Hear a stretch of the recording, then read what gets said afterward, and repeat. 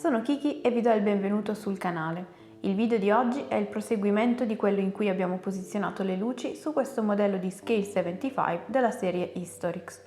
Se ve lo siete perso, ve lo lascio qui sotto in descrizione insieme al link al modello se volete dare un'occhiata. Oggi proseguiamo inserendo alcune luci lievi dall'altro lato, le ombre fredde, e iniziamo a colorarlo partendo dall'incarnato. Direi di non perdere altro tempo e cominciare subito. Scegliamo quindi un blu grigiastro che utilizzeremo per le ombre fredde. Lo utilizziamo per evidenziare i volumi del modello nel lato in ombra. Anche se non colpiti dalla luce diretta che abbiamo creato, dobbiamo comunque dar loro un po' di volume, utilizzando tonalità più fredde rispetto a quelle nel lato in luce e generalmente più scure.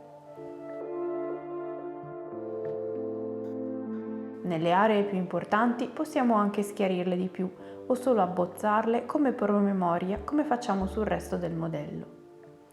Entrambi sono passaggi che, come dicevo l'altra volta per le luci, si possono fare direttamente con il colore senza un lavoro preparatorio troppo accurato. Ora che abbiamo una volumetria un pochino più visibile anche nelle zone di ombra, passiamo finalmente al colore. Possiamo scegliere la scala cromatica che preferiamo e io per questo modello ho scelto di usare colori vivaci e saturi, poco realistici ma secondo me in accordo con lo stile del modello. Partiamo quindi con un color violaceo con il quale ricopriremo le ombre fredde che abbiamo appena messo anche sul viso. Lo utilizziamo in quelle zone in cui ci sarà ombra e il calore della pelle si spegne. Quindi collo, parte bassa del viso, interno delle orecchie, arcata sopraccigliare dal lato in luce. Ma anche, come detto, i volumi del lato in ombra, la parte più nascosta delle mani e tra le dita. Al contrario, utilizziamo un colore chiaro e caldo per le luci intense, che poi schiariremo ancora. In questa fase praticamente stiamo ripassando le aree che avevamo fatto con l'avorio, senza essere estremamente precisi. In questo modo avremo modo di adattare poi l'ampiezza delle zone, ma nel frattempo stiamo fissando bene sul modello le aree luminose per non perderle di vista, che è poi il motivo principale per fare un lavoro preparatorio. Passiamo ora ad un tono intermedio, come questo brown rose, da stemperare inizialmente con quello chiaro appena usato, così da crearne una versione meno brillante, da usare per le luci nelle mani, che sono sì in luce, ma comunque più lontane dal viso. Lo utilizziamo poi anche sul viso come contorno alle aree di luce. Pieno e coprente ci permette di definire le aree più grandi, ma usato a velatura, ovvero leggermente alleggerito come vi ho mostrato in altri video, ci permette di sfruttare il colore sottostante. Basterà utilizzare il pennello inumidito, aggiungendo così pochissima acqua, creare una versione più leggera da eliminare quasi completamente dalle setole per averne il controllo. Lo potremo così utilizzare sia per fare una prima sfumatura rapida e per sfruttare il lavoro preparatorio.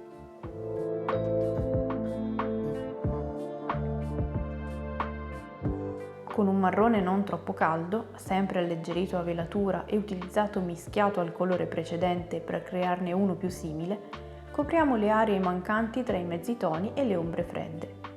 In questo modo risulta un incarnato caucasico caldo nelle luci, medio e aranciato nel sottotono e poi freddo e violaceo nelle ombre. Se volessi un incarnato realistico andrebbero desaturate tutte le tonalità, soprattutto quelle in ombra.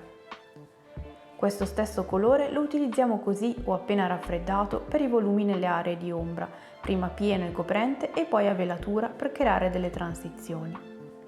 Lo possiamo anche unire al violet usato nelle ombre fredde per ammorbidire gli stacchi, regolando di volta in volta il risultato.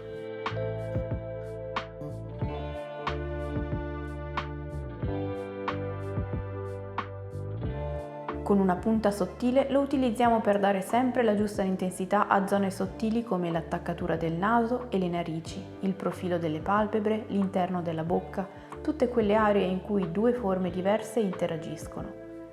Così come sono importanti le ombre, lo sono anche le luci, e sulle mani schiariamo le nocche e la striscia delle dita rivolta verso la luce massima utilizzando il colore chiaro che in principio abbiamo usato sul viso.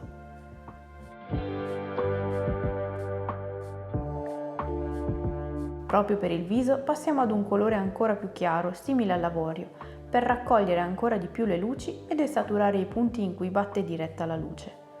Come sempre lavoriamo con sezioni più piccole, che possiamo poi sfumare per unire in modo molto omogeneo al resto, oppure lasciare con pennellate più visibili, o ancora sfumare tramite trattini e texture.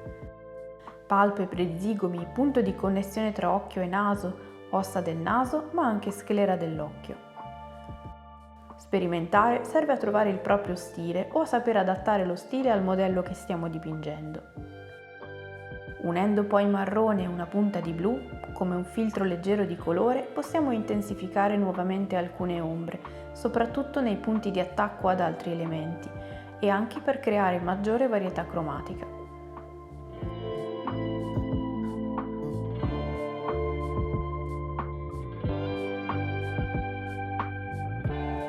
Questo stesso blu lo possiamo usare pieno e coprente per l'iride dell'occhio, qui mezza coperta dalla palpebra.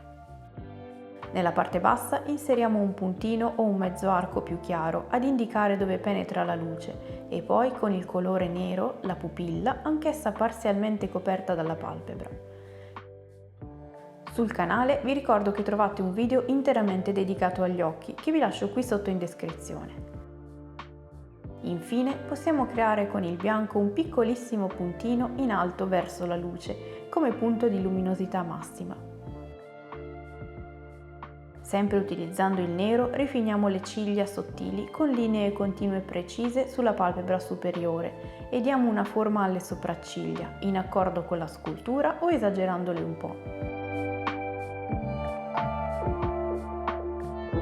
Con 2 tonalità di grigio medio e più chiaro coloriamo le sopracciglia con linee brevi e sottili. Gli stessi colori li usiamo poi per i baffi, il pizzetto e i capelli. Cerchiamo sempre di assicurarci che le parti nascoste rimangano nere, progressivamente schiarite con grigi più chiari, creando delle aree coerenti con la fonte di luce e non illuminando solo le parti più voluminose in generale.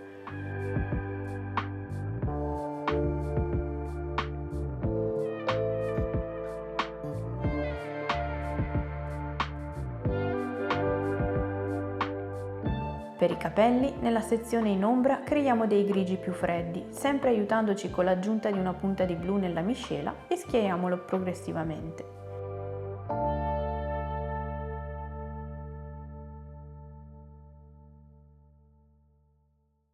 Alleggerendolo a glaze possiamo utilizzarlo per creare variazioni cromatiche sul viso come l'alone della barba o le vene sul dorso delle mani.